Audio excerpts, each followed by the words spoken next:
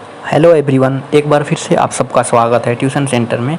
और मैं हूं आपका दोस्त नेमत। एक बार फिर से मैं हाजिर हूं एक नया वीडियो लेके, जिसका टॉपिक है भारतीय रुपये का इतिहास। भारतीय मुद्रा की कई इकाइयां रही हैं जिनके बारे में शायद आपको भी न पता हो, लेकिन ये ज़रूरी है कि भारतीय मुद्रा के इस सफ़र को, सभी इकाइयों के बारे में आप खुद भी जानें और अपने बच्चों को भी बताएं। रुपये शब्द का प्रयोग सबसे पहले शेर शाह सूरी ने 1540 से 1545 के बीच अपने शासन के दौरान किया। उन्होंने रुपये का जो सिक्का चलाया वह चांदी का था, जिसका वजन लगभग 11.54 ग्राम था। उसने तांबे के सिक्के, जिन्हें दाम कहते थे, और सोने के सिक्के, जिन्हें मोहर कहते थे, भी चलाए। लेकिन आज जिस रुपये का इस्तेमाल हम करते हैं वह कई पड़ावों से गुजरता हुआ यहाँ तक पहुँचा है। जब रुपये का दशमलवीकरण नहीं हुआ था तब 11.66 ग्राम के वज़न वाले रुपये के सिक्के को 16 आने या 64 पैसे या फिर 192 पाई में बांटा जाता था। 1957 में रुपये का दशमलवीकरण हो गया और 1 रुपया 100 पैसे का हो गया। इसके बाद 1869 में श्रीलंका में और 1961 में पाकिस्तान में भी रुपये का दशमलवीकरण हुआ।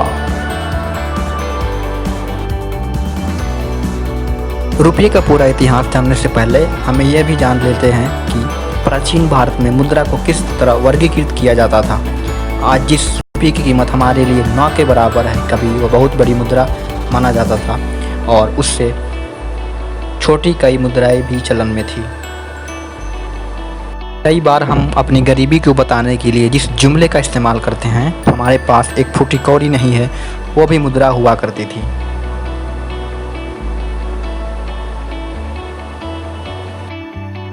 जो कि 3 फूटी कौड़ी 1 कौड़ी के बराबर होता था, 10 कौड़ी 1 दमड़ी के बराबर होता था, 2 दमड़ी 1 ढेला के बराबर होता था, और 1.5 पाई 1 ढेला के बराबर होता था, 5 पाई 1 पैसा होता था, 4 पैसा 1 आना होता था, और 16 आना 1 रुपया हुआ करता था। भारत विश्व की उन प्रथम सभ्यताओं में से है जहां सिक्कों का प्रचलन लगभग 6ठी सदी ईसा पूर्व में हुआ। रुपये शब्द का अर्थ रूपा से जोड़ा जा सकता है, जिसका अर्थ होता है चांदी।